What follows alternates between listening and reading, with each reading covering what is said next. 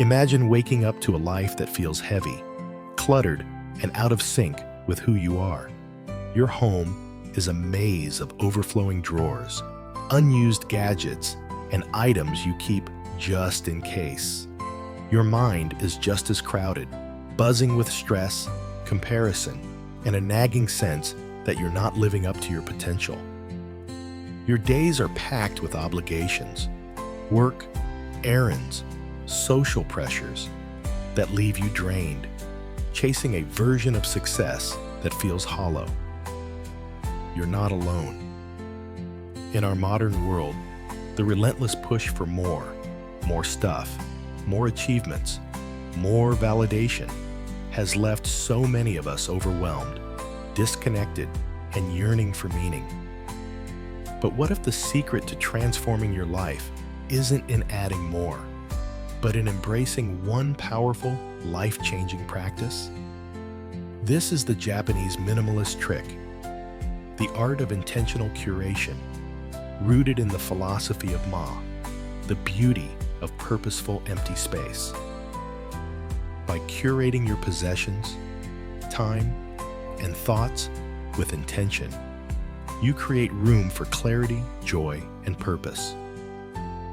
Drawing from Wabi-Sabi, Danshari, and Kaizen, this single trick can declutter your home, quiet your mind, and help you craft a simpler, more intentional life that feels deeply fulfilling. Let's explore how this one practice can transform your world, one mindful choice at a time.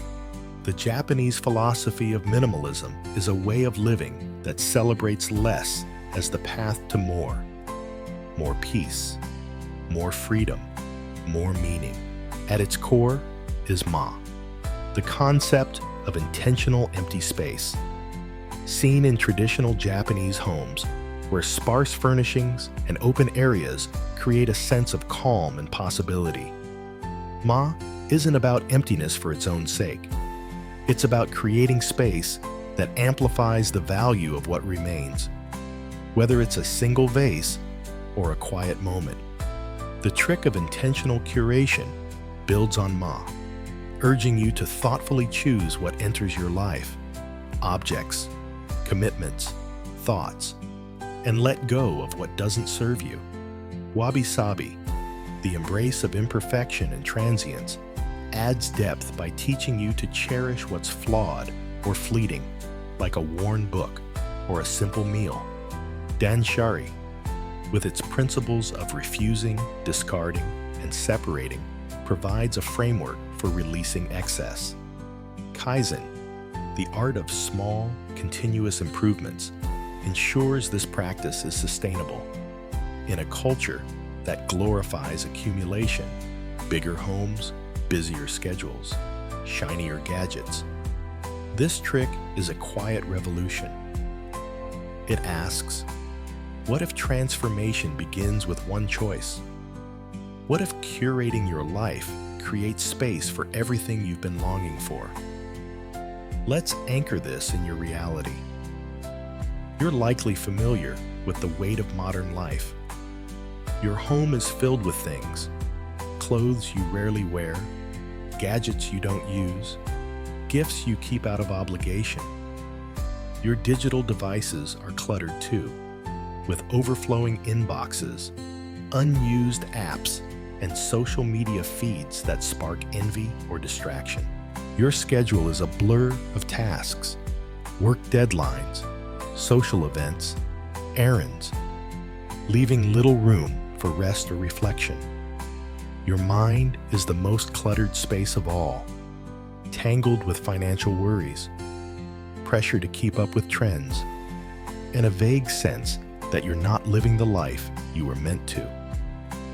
You might try to fix this chaos with new purchases, a storage bin, a productivity app, only to find they add to the clutter. The result is a life that feels heavy, fragmented, and unfulfilling, where your energy is scattered across things and tasks that don't truly matter. The Japanese trick of intentional curation offers a way out. not by rejecting life's pleasures, but by choosing them with care, creating space for what lights you up and releasing what weighs you down. What does intentional curation look like in practice? It's a single, powerful practice that applies to every area of your life. In your home, it means curating your possessions to include only what you use or love, inspired by Ma. Imagine a living room with a single couch, a small table, and a cherished piece of art, the empty space inviting calm and focus. In your schedule, it's curating your commitments, saying no to obligations that don't align with your values, and yes to those that do. A quiet evening, a creative project, a walk with a friend. In your mind, it's curating your thoughts, refusing negative self-talk, discarding comparison, and separating from societal pressures that don't serve you. This practice isn't about stripping your life bare. It's about filling it with intention, choosing quality over quantity, and creating space for clarity and joy. By focusing on this one trick, you simplify decision-making, reduce overwhelm, and align your life with what matters most, transforming your home, your mind, and your heart. The benefits of intentional curation are transformative, rippling across every facet of your life. Physically, a curated home is easier to maintain, fewer things to clean, organize, or replace, creating a sanctuary that soothes rather than stresses. Financially, curating your purchases saves money. By refusing impulse buys and prioritizing quality, a durable pair of shoes, a well-made pan, you reduce expenses and avoid the cycle of cheap replacements. Mentally, this practice reduces anxiety and boosts focus. Studies show that a clutter-free environment and fewer distractions lower stress and improve decision-making, as your brain isn't overwhelmed by excess. Emotionally, curation fosters gratitude and presence. When you curate your possessions to include only what sparks joy, like a single photo that holds a memory, you deepen your appreciation for what's yours. Spiritually, it aligns with Ikigai's pursuit of purpose, helping you focus on what brings meaning, creativity, connection, rest, without the burden of clutter. Environmentally, curating your life supports sustainability by reducing waste and consumption, honoring the Earth's resources. These benefits compound, creating a life that feels light, balanced, and deeply fulfilling. Contrast this with the habits many of us fall into: mindless accumulation, buying things on sale, keeping items just in case, saying yes to every demand, creates a life of chaos. Your home becomes a storage unit for stuff you don't love. Your schedule a treadmill of obligations you resent. Your mind a storm of worry and distraction. Consumerism fuels this cycle, promising happiness through more clothes, more tech, more busyness, yet delivers only fleeting satisfaction. Social media amplifies the pressure, showcasing lives that seem perfect, urging you to keep up with trends or hustle harder. The result is a life of clutter, physical, mental, emotional, that leaves you feeling trapped, disconnected, and unfulfilled. The Japanese trick of intentional curation breaks this cycle by empowering you to choose what deserves your space, your time, your energy, and let the rest go. It's not about deprivation, but discernment, living fully with less. Let's paint a picture of this trick in your life. Imagine walking into your bedroom where a simple bed, a lamp, and a single plant create a sense of calm. The empty space, curated with Ma in mind, invites you to rest deeply. At work, you curate your tasks, focusing on one key project instead of juggling 10, saying no to distractions, and feeling a surge of clarity. Your phone's home screen is curated to 5 essential apps, free of digital clutter, and your social media feed includes only voices that inspire, not drain. You wear a small wardrobe of versatile, cherished clothes, each piece chosen with care, freeing you from the stress of endless choices. Your evenings are curated too, with time for a hobby or a conversation, not mindless scrolling. When negative thoughts arise, you curate them, refusing self-doubt and replacing it with gratitude. These acts of curation, small and intentional, create a home and mind that feels spacious, focused, and alive, transforming your daily experience into one of purpose and joy. To bring intentional curation into your life, start with these practical steps, rooted in Japanese wisdom. Begin by curating one physical space, your desk, for example.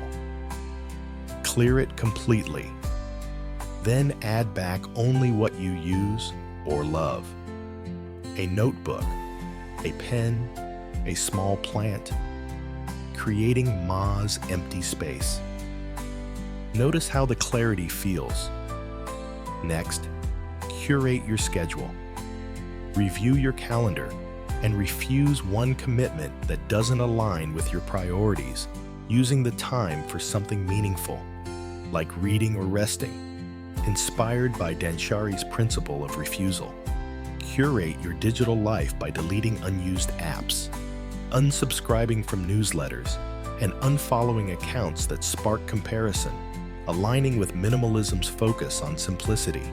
Curate your thoughts daily with a mindfulness practice. When a negative thought arises, pause, acknowledge it, and replace it with a grateful one, like, "I'm enough as I am," drawing on Wabi-Sabi's embrace of imperfection. Curate your purchases by adopting a one-in, one-out rule. For every new item, let go of another, ensuring your home stays clutter-free. Use Kaizen to make these changes sustainable. Spend 5 minutes daily curating one area, whether it's a drawer, an email folder, or a worry. These steps, focused on the single trick of curation, are manageable yet powerful, building a minimalist life step by step. Challenges will arise, and that's part of the journey. You might feel attached to possessions, worried that letting go means losing memories or identity. Start with low-stakes items, old papers, unused apps, and build confidence using Danshari's framework to separate emotionally. Social pressure to keep up with trends or stay busy can be strong. Remind yourself that curation is about your values, not others' expectations, and communicate your intentions kindly. I'm simplifying to focus on what matters. Financial constraints might make quality purchases feel out of reach. Focus on free or low-cost wins, repairing what you own, borrowing from libraries, or enjoying nature, aligned with Motainai's respect for resources. Time scarcity can make curation feel daunting. Use Kaizen's small steps. 1 minute of tidying, 1 no to a task, to make progress without stress. If mental clutter feels overwhelming, pair curation with mindfulness, like a deep breath before letting go of a worry. Be patient. This trick is a practice, and every curated choice is a step toward transformation. The trick of intentional curation weaves beautifully with other Japanese philosophies, adding depth to your practice. Wabi-Sabi fosters gratitude for the imperfect, easing the pressure to chase flawless things or lives, calming mental clutter. Danshari empowers you to refuse, discard, and separate from what doesn't serve you, freeing your home and mind. Motenai encourages respect for what you keep, reducing waste and aligning with sustainability. Ikigai helps you curate your life around purpose, prioritizing what brings joy, time for passions, loved ones, or rest. Kaizen ensures lasting change through small, consistent actions. Together, they create a holistic approach to living, one that values simplicity, presence, and meaning over excess or distraction. Let's deepen this with more practices. Try a curation ritual. Once a week, set aside 10 minutes to curate one area: physical, digital, or mental. Clear a shelf, delete 10 emails, or journal to release a worry, reinforcing Ma's empty space. Another practice is a joy filter. Before buying, committing, or thinking something, ask, does this spark joy or serve my purpose? If not, let it go. Inspired by Ikigai. To cultivate Wabi-Sabi, create a treasure corner with a few imperfect items, a cracked mug, a faded photo that tell your story, reminding you that beauty lies in meaning, not perfection. For digital simplicity, try a screen curation challenge. For 1 week, reduce your phone's home screen to 3 apps, noticing how it frees your mind. These exercises, flexible and personal, make curation a sustainable part of your life. Let's also explore how curation transforms your relationships. Clutter, physical or mental, can strain connections. A home filled with stuff might feel unwelcoming. A mind cluttered with stress might make you distant. By curating your space and thoughts, you create room for presence. Imagine hosting a friend in a decluttered living room with a single candle on a bare table, the simplicity fostering intimacy. Or curating your time to prioritize a deep conversation over a packed schedule, strengthening bonds. Curation also means refusing toxic dynamics or expectations, aligning with Danshari, and choosing relationships that uplift you.